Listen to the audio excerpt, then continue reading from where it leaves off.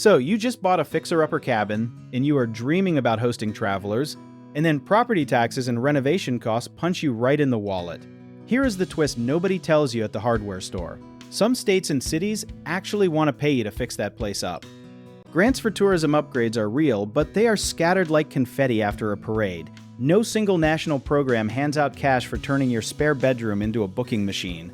Instead, you get a patchwork of state tourism boards, rural development funds, and historic preservation offices, each with their own rules.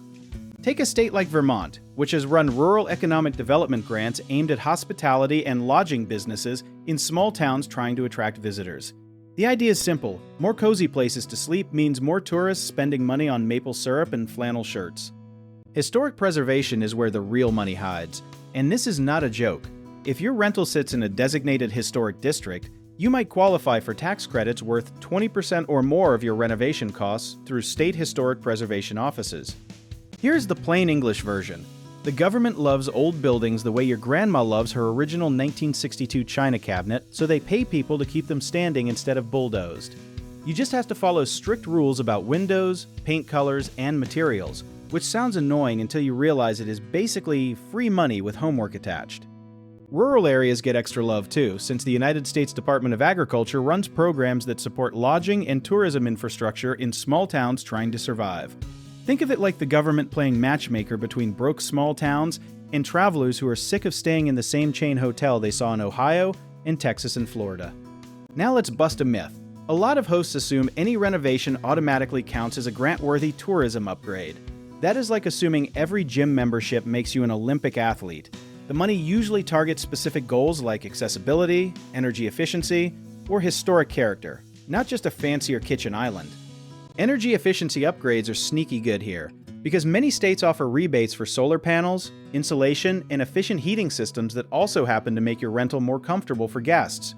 You get lower utility bills and better reviews at the same time, which is the rare win-win that does not involve a group project. County and city tourism boards sometimes run their own small grant or matching fund programs, especially in places trying to boost overnight stays instead of just day trippers.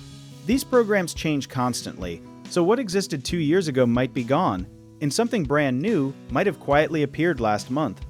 Here's where people trip up. They treat these grants like a guaranteed jackpot instead of a competitive application process. Most programs want a business plan, proof of local economic impact, and sometimes proof that your property meets accessibility standards, so preparation matters more than luck. Community perspective matters too, because local tourism offices genuinely want hosts who care about the area, not just people chasing free renovation cash. Show up to a town meeting or call your local economic development office, and you will learn about programs that never show up on a random internet search. Doubt creeps in here for a lot of hosts. They wonder if it is even worth the paperwork for a few $1,000s. But when you stack a historic tax credit with a rural development grant and a local energy rebate, you can be looking at real project funding, not just pocket change. The honest lesson is boring but true. Grants reward hosts who plan ahead and match their upgrades to what the program actually wants funded. Chasing money after you already picked your paint color and countertops usually backfires, since timing your application before construction starts is often required. So the takeaway is simple. Before you swing a single hammer, check your state tourism department, your local historic preservation office, and any USDA rural development programs in your area. A little research now can quietly turn your dusty fixer-upper into a fully funded guest favorite. If you want to dig deeper into how to actually find and apply for these programs in your area, do you want to learn more about our company? Check out our links in the description.